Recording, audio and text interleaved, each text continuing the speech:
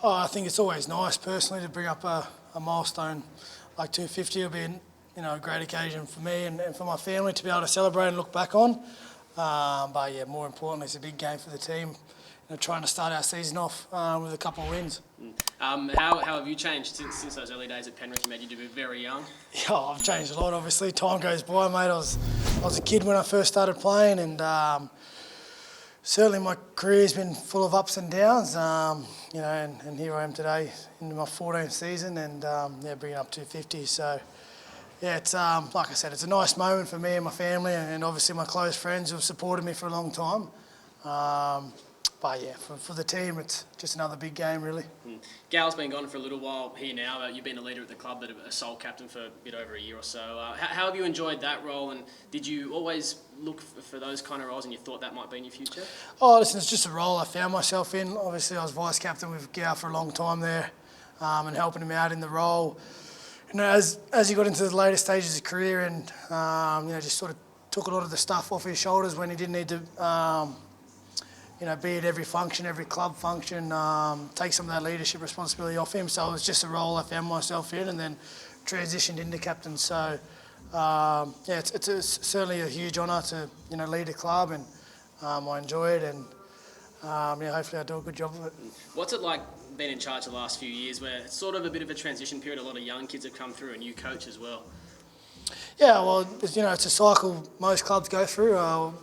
For a long time, we were really lucky with the experience that we had here. We had at one stage, in a team that I've played in, we had Chris Hyington, Luke Lewis and Paul Gallen, who'd all played over 300 games. So we had an enormous amount of experience, and that was a great side to be a part of. And, it's just a different style of side now. We've got some young guys who are in their second and third year of first grade, really starting to,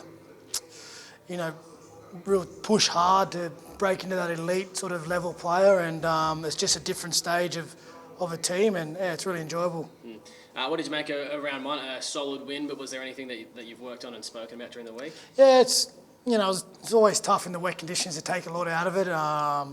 It sort of evens out the footy teams, and you just got to roll your sleeves up and get through the work really in those conditions and play wet weather footy. So it's looking like it could be wet again this weekend. So at least we got a bit of a practice run in, and listen, Canberra are a physical team, so if it does get wet, we'll just have to, again, roll the sleeves up and get through the conditions.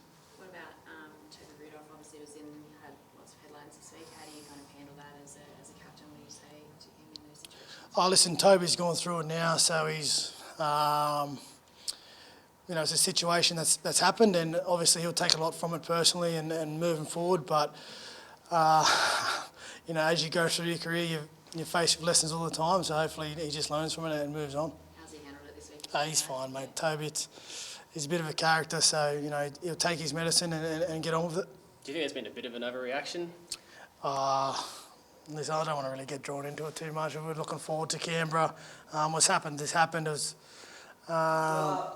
dealt with, and yeah, we're sort of just focusing on Canberra now, mate, moving forward. The season's long enough as it is to be looking backwards, mate, so just keep moving forward. I kind of want to take you in a different direction for a second. The AFL has kind of put in place an injury sub, so they'll have an extra person coming onto the bench if someone is ruled out of the game. For foul play or just a general injury? Injury and concussion. Do you think something like that would work? If we had an person on the bench? So I haven't thought about it deeply, so I don't want to be taken out of context too much. We can look at it. I'd prefer it if it was foul play for the other team.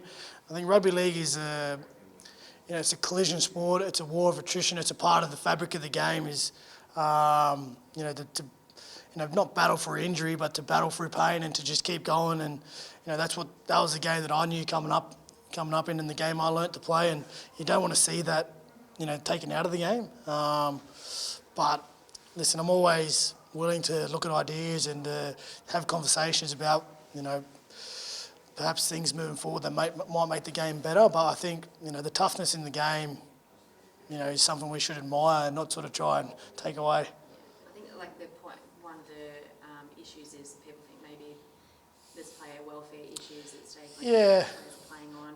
If there's maybe 2 players left on the bench and then they're playing through. Yeah, that's just the game sometimes. Unfortunately, a bit of bad luck, injuries.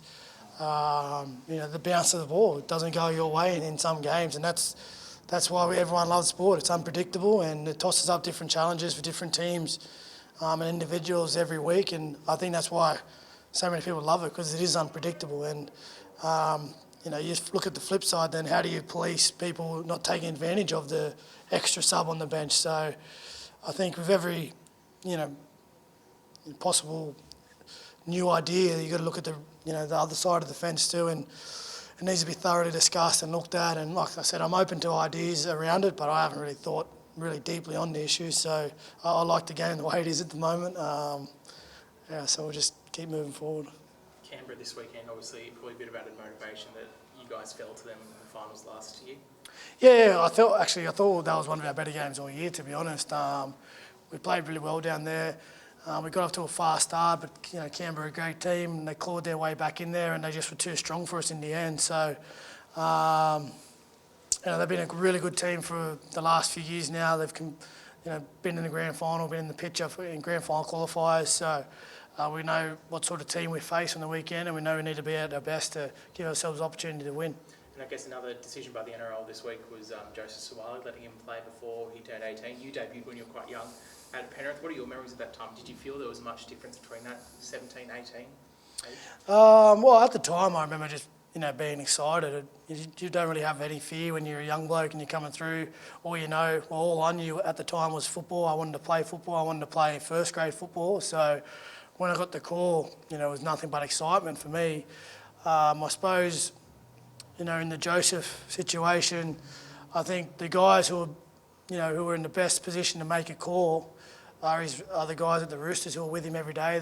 Trent Robinson, see him trains every day. The performance staff, see his physicality and his mental capacity every day at training. So I feel like if anyone's to make a decision, it should be the coach and the club that support him. I doubt you'd ever see a club put a young guy out there who they think is at a risk of hurting himself or isn't ready. So if the Roosters, coaching staff and staff think that he's ready, well, it's my belief that they're probably in the best position to make that call. You've gone on to play 250. You looking back on it now, do you feel like you were ready at 17? At the time, probably the physical toll of the game did take its toll on me over time. Playing one-off game here and there, never really affects you too much, but it's the week-in, week grind of the NRL that gets you. And it is a tough game, and the season is long and arduous on the body. But, in saying that, I'm 30 years old now, and by the end of the year, I'll be pretty bruised up and battered, as will, I'd say, 95% of the NRL players. So it's a tough game, and that's why we love it. Just one more. Every second day, it seems like there's an article about your coach and his future and everything. Do you get tired of hearing that, considering that he's got you to the finals 2 years? It's almost like a transition period as well at the club, lots of young kids. Do you get sick of hearing that stuff? Well, I don't know if you believe me, but I don't really listen to it or buy into it too much. I suppose another good thing about being around the game for a long time is you learn just to, just get on with your job and block all that up. We can't really control it. In these 4 wars, we know what we're trying to achieve. Certainly as a coaching staff and a playing group, we're trying to go out there and give ourselves the best opportunity to win each weekend, and that's all this group's focused on. So external noise and external pressure will always be there within the game because there's so much interest around it. But it's our job to go out there and play, not to worry about talking about the game. We play the game. Wade, how's the backline depth coming along with the Bella guilty plea coming through? Do you think Thready will be able to make an impact? Yeah, definitely. I think Marwini's ready to play. He had a couple of games last year, sort of played out of position on the wing. His natural position is in the centres, and had a great pre-season. Really pushed our boys, Jesse and Dukes, all pre-season and performed well. So he certainly deserves his shot, and he's got a few weeks there to find his feet and to really put his best foot forward for us. But he deserves he deserves a shot, and we've got so much confidence in him. Townsend's in good form too. Last week, 6 kicks from 6, so that's pretty promising. Yeah, I seen him just sneaking through the back there. I don't know how much time he's had to practice this week. He just welcomed the birth of another daughter yesterday, so hopefully he can pick up his practice over the weekend if his wife lets him out for some extras. a bit more added confidence this week after that drought-breaking victory last round, first round win? Yeah, no, it's funny. Certainly been at the club for a while now, and we haven't had much success in round one. So certainly a nice change to be playing on, 2 points with the rest of the competition who've won over the weekend and not playing catch up right at the start. So yeah, hopefully that form goes into round two and we can get back-to-back wins and be on 4 points. That'd be nice to start the year. Were you a bit surprised by the 3 weeks for Jesse? I knew there was talk at some stage the club was thinking about challenging it, but I didn't really have a look at all the angles, and it's hard to get involved once the lawyers are involved with their lingo on that. But obviously the club decided not to fight it, and that's the decision we made. So yeah, we just get on with it. And like I said, we've got Marwini there who gets a real good shot there to play some grade and to show us all what he can do. Jesse's the sort of guy I'll just be able to better side once he comes back. Yeah, well, poor unlucky Jesse, he's got 3 weeks of pre-season training now, so he just finished up and he'll be back into it.